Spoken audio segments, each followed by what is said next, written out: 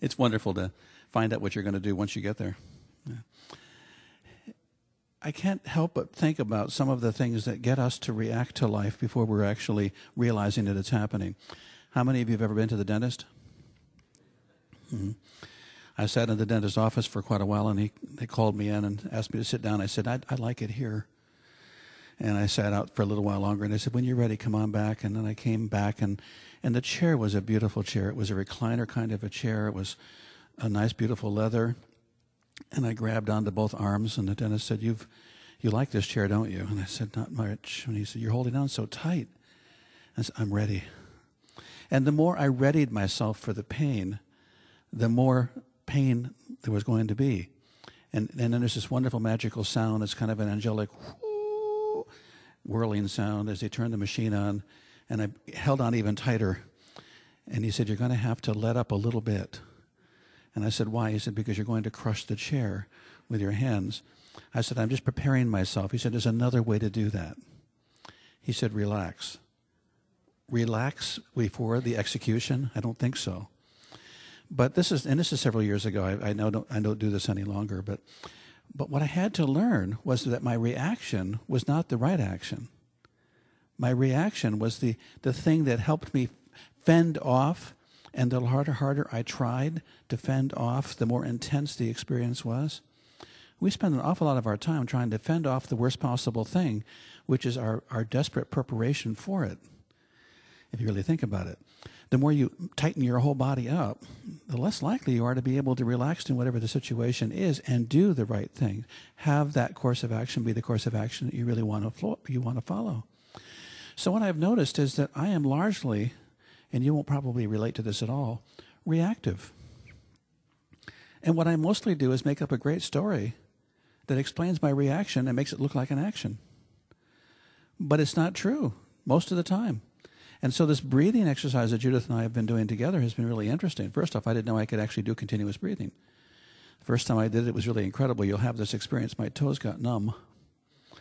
So I had to start slowing down how much breathing I was doing. I realized I don't even know how to breathe. And so there's this learning curve on the breathing part. And as I began to breathe more, I began to notice how easily I could miss the moment and how much I spend my time everywhere else except in the moment. No wonder the moment's not as good as it could be. The moment is something I only scratch or bump into on occasion. And the reason for that, of course, is I'm just really, really interested in getting over the past. So I spend a great deal of time in it. And I'm interested in having a great future, so I spend a lot of time projecting into it. And there's never enough time for right now. And the breathing continues to bring you to the center of now. Because the second you stop breathing, interestingly, or the second your mind starts to wander into the past or the future, you stop breathing. And I thought, wow, the past and the future is taking my breath away. What I need to learn to do is to breathe in the center of me. I need to breathe the now. And so not only have I been practicing breathing, which is not something that I'm foreign to, but I've been practicing breathing in more places, like at the arrow that's supposed to turn green, that doesn't turn green for one entire traffic setting. I'm sitting there, and this is a long time to have to sit when you want to go home at that light and have it not turn green. And so what do I normally do? I can't believe this. What's wrong? I have commentary to go with the light not having changed, my arrow not having changed, and that really helps. I have noticed that when I breathe or when I talk to myself, the amount of time is the same.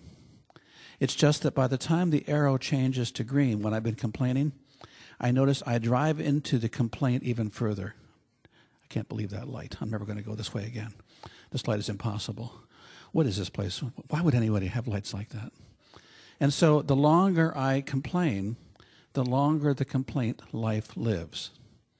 Some of us are living our complaint right now. And it's not a complaint that relates to today. It's a complaint that happened 4 years ago.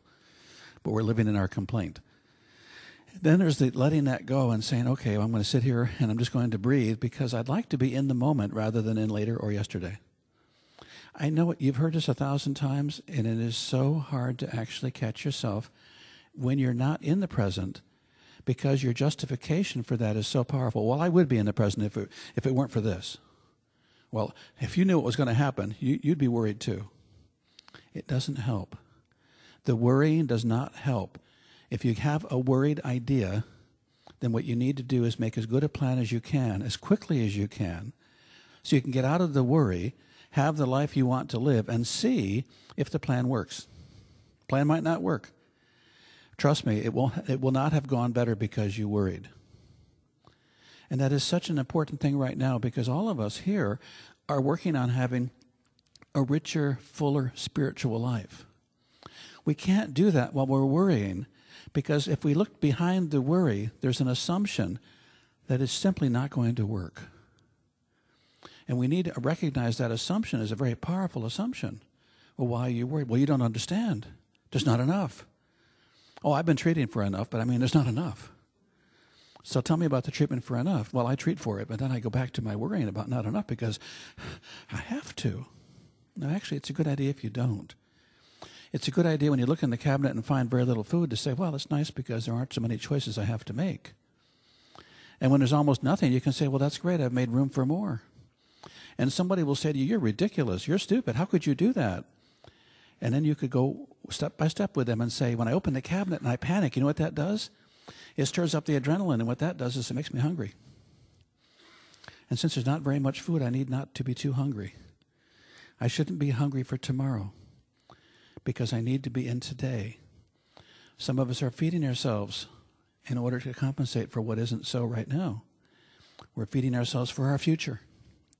We're feeding ourselves to avoid our past. And the result of that is the right now is hard to get around in because we keep getting bigger. I know. I've been dealing with my anorexia really well.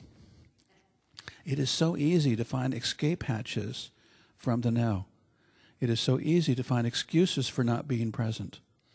When what we teach and what everyone else teaches that I know of that has a viable teaching is the power is in the present. If I go to the most fundamentalist church, they're going to tell me about the power of the prayer right now. And when you do their altar call, that's where the power is, right now. If I go to an Episcopal church and I listen and have to kneel, the power is in the kneeling. And the hope is that you'll actually be able to get back up. We don't have that here.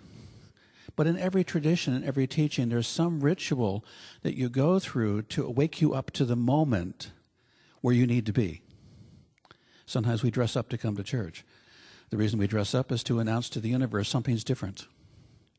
This is not my normal look. This is not my normal me.